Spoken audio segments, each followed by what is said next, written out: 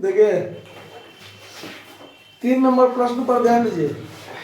3 number प्रश्न है कि एक व्यक्ति ने, सुनिए, एक व्यक्ति ने 4% वाले 3500 रुपया का स्टॉक 102.5/8 की दर से बेचा और बिक्री द्वारा प्राप्त धन से 3% वाला 74.7/8 की दर से स्टॉक खरीद लिया। यदि दोनों ही हालतों में दलाली के रूप में 1/8% हो तो आई में परिवर्तन बताइए। देखिए सवाल में हम आपको बताए थे कि अगर स्टॉक का वैल्यू वास्तव में ना दिया हो तो 100 रुपया का एक स्टॉक होता है। कितना का होता है? यानी एक स्टॉक का वैल्यू 100 रुपया के बराबर होगा यदि कुछ भी कहा गया ना हो तो। यानी उसके पास 3500 रुपया का स्टॉक पहले से था। कितना का स्टॉक था? 3500 रुपया का। तो 100 रुपया का एक स्टॉक होता है तो वास्तव में उसके पास नंबर ऑफ स्टॉक कितना होगा? 35, क्योंकि 3500/35। हम आपको सवाल वैसे बताते हैं कि ऐसे आप सवाल बनाइए कि कोई भी चीज कहे ज्ञात करने आप आसानी से निकाल सकते हैं। एक सवाल में हर एक आइटम निकाल सकते हैं। जैसे देखिए पहले जो उसके पास स्टॉक था उसको 4% आमदनी होता था, मतलब एक स्टॉक का वैल्यू 100 रुपया होता है और उस पर 1/4% आमदनी होता है, मतलब एक स्टॉक पर उसको 4 रुपया इनकम होता है। चाहे वो प्रॉफिट समझिए, डिविडेंड समझिए, इंटरेस्ट समझिए, जो समझिए, ठीक है, यानी आमदनी उसको मिलता है। तो यहां पर आप सवाल बनाइए पहले कि उसके पास नंबर ऑफ स्टॉक पहले से कितना था। नंबर ऑफ स्टॉक 3500 रुपया का स्टॉक है और एक स्टॉक का वैल्यू 100 रुपया होता है, तो 100 से भाग दे दीजिए तो नंबर ऑफ स्टॉक कितना? 35 स्टॉक उसके पास पहले से है। इसमें कोई दिक्कत? अच्छा, उसका पुराना आमदनी जो था वो 4% था, मतलब 100 का स्टॉक होता है और 4% उसको आमदनी होता है, तो 100 का 4% 4 रुपया, यानी एक स्टॉक पर उसको 4 रुपया आमदनी मिलता है। तो यानी यहां पर आप लिख लीजिए कि उसका इनकम या प्रॉफिट या डिविडेंड, जो इच्छा हो आप लिख सकते हैं। तो यहां पर हम प्रॉफिट लिखते हैं, यानी इनकम के रूप में प्रॉफिट का प्रयोग करते हैं। तो उसका प्रॉफिट जो है, तो यहां पर ऐसे लिख लीजिए, प्रॉफिट पर स्टॉक उसका 4% है, मतलब 4 रुपया है, क्योंकि स्टॉक का वैल्यू 100 रुपया, 100 का 4% 4 रुपया। तो टोटल प्रॉफिट जो उसका होगा, टोटल प्रॉफिट जो होगा उसका वो 35 स्टॉक और एक स्टॉक पर 4 रुपया, तो गुना कर दीजिए, 35 चौका हो जाएगा 140 रुपया। यानी उसका पहले वाला इनकम कितना है? 140 उसको पहले से होता था, ठीक है। अब उसने क्या किया कि वो जो 35 स्टॉक था उसको बेच दिया। क्या किया? बेच दिया। कैसे बेचा? तो 102.5/8 की दर से बेचा और उसको दलाली कितना देना पड़ा? तो 1/8%। कितना देना पड़ा? 1/8। देखिए दलाली जो होगा ना 1/8%, तो जितना प्रतिशत दलाली है उतना ही रुपया दलाली है, मान लीजिए, क्योंकि स्टॉक 100 रुपया का होता है। दलाली जो खरीदते समय देगा चाहे बेचते समय देगा वो 1/8%, मतलब 100 का 1/8%, क्योंकि स्टॉक का वैल्यू तो 100 रुपया है ना, उसके आधार पर काम होगा, ठीक है। देखिए तो अब यहां पर जब हम बेचते हैं, जब क्या करते हैं? बेचते हैं, तो देखिए बेचते समय में सेल्स प्राइस पर स्टॉक, यानी सेल्स प्राइस पर स्टॉक कितना है? तो पर स्टॉक कितना है? देखिए 102.5/8, यही है ना, 102.5/8 के दर से बेचता है। अब बेचते समय में दलाली कितना देना पड़ता है? 1/8%, मतलब 1/8 रुपया, मतलब 1/8 रुपया। तो 102.5/8 में से 1/8 क्या कर दीजिए? घटा दीजिए। क्यों? तो जब हम बेचेंगे, बेचते समय जब हम दलाली देंगे तो उतना रुपया हमको कम ना मिलेगा। इसीलिए जो आपका मार्केट वैल्यू है, मार्केट वैल्यू में से जो आपका दलाली है वो दलाली घटा दीजिए, बाकी जो बचेगा वो आपका सेल्स प्राइस पर यूनिट के हिसाब से आएगा। ठीक है, देखिए अब इसमें से इसको जब आप घटाइएगा तो देखिए घटाने के लिए हम आपको कल भी ट्रिक बताए थे कि इसका पूर्णांक तोड़िए फिर घटाइए तो ज्यादा मेहनत हो जाएगा। तो मेहनत को कम करने के लिए ये जो है ना 102.5/8 इसको हम लोग 102 + 5/8 लिख सकते हैं। और फिर इसमें से 1/8 आपको घटाना है। तो ये तो अपने आप में स्वतंत्र है, इसका मतलब 5/8 में से 1/8 ही आपको घटाना है। तो 102 + 5/8 में से 1/8 घटा दीजिए तो बचेगा 4/8। कितना बचेगा? 4/8। इसको फिर आप पूर्णांक तोड़ दीजिए तो 1/2, मतलब कि आप 102.1/2 आप इसको लिख सकते हैं कि नहीं लिख सकते हैं?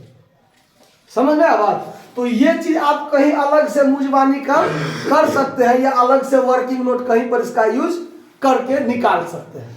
आया बात समझ में? तो इसको अब हम हटा दें, इतना में से इतना घटाए तो इतना बचा। क्लियर? चलिए इसको हटा दीजिए।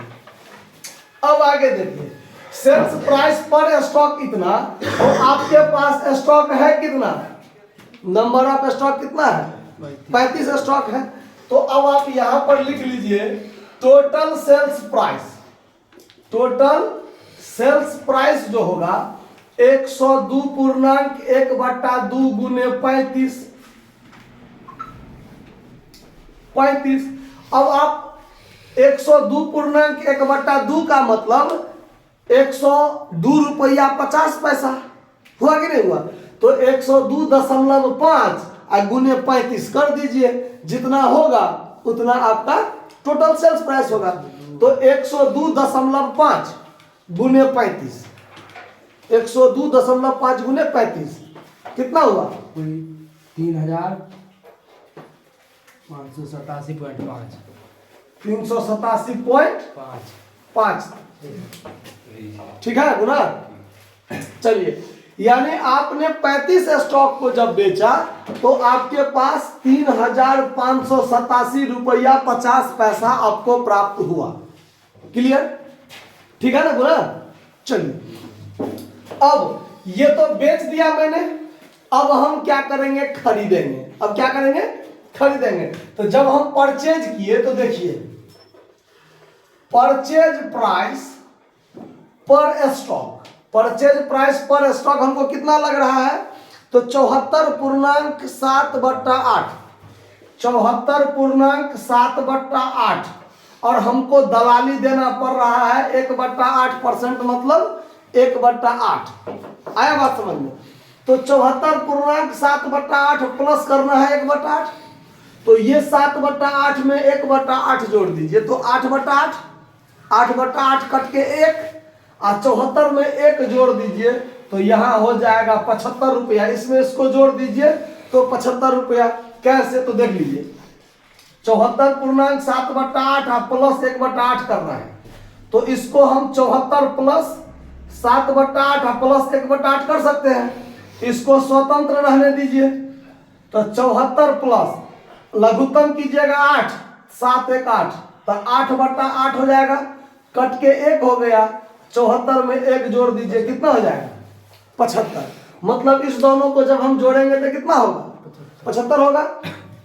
चलिए इसको अब साफ कर लीजिए। तो परचेज प्राइस पर स्टॉक कितना दाम हुआ? 75। और हम नया इन्वेस्टमेंट जो कर रहे हैं स्टॉक खरीदने में वो कितना रुपया? इतना रुपया। जो बेच के आया वही रुपया हम इन्वेस्ट कर रहे हैं। तो चलिए purchase of new stock, purchase of new stock यानी नया स्टॉक हमने कितना खरीदा तो उसके लिए 3,587.50 इतना इन्वेस्ट किए हैं और एक स्टॉक का दाम 75 रुपया है, तो 75 से उसमें भाग दे दीजिए, तो एक कितना स्टॉक निकलेगा वो निकल जाएगा।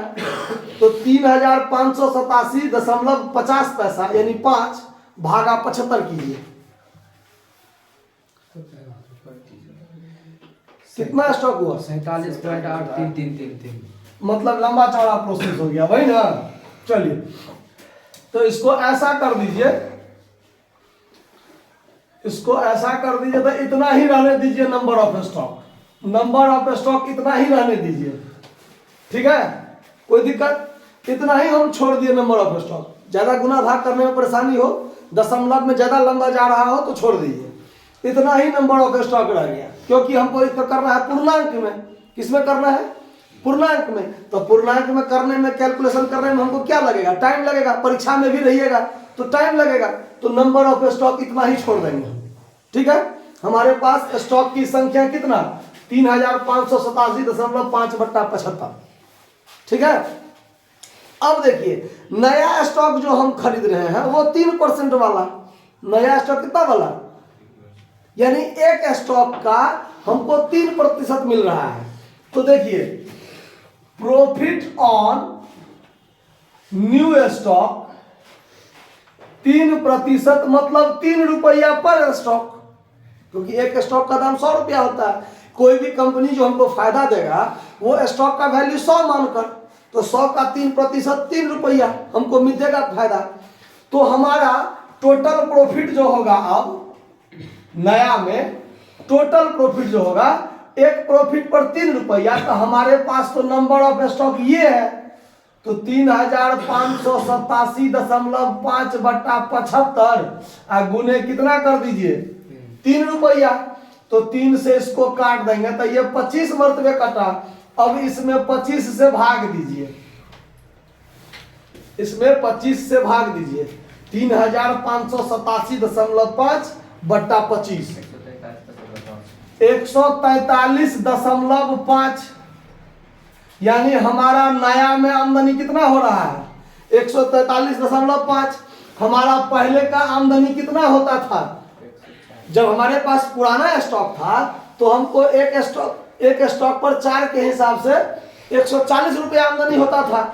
अब हम जब ने नया स्टॉक खरीद लिया तो हमको एक स्टॉक पर 3 के हिसाब से 143 रुपया 50 पैसा आमदनी होता है। तो हमारा आमदनी बढ़ा कि घटा? बढ़ गया। तो इंक्रीज इन प्रॉफिट जो हुआ हमारा 143.5 माइनस 140, मतलब 3.5 रुपया का हमको आमदनी में वृद्धि हो गया है। आंसर नहीं है, 2.5 है। इसका मतलब कहीं कैलकुलेशन में आप मिस किए हैं। देखिए आपका जो 3.5 आया है ना, 3.5 रुपया, आंसर जो है किताब में वो गलत है, ठीक है। हमने पूरा सही बनाया है। इसमें किताब में जो आपका आंसर है 2.5 रुपया, उसको 3.5 रुपया वृद्धि कर दीजिए। हमारा सवाल जो बना हुआ वो क्या है? पूरा परफेक्ट सही है। आया बात समझ में? नोट कर लीजिए, सही है, किताब का आंसर सही कर लीजिएगा।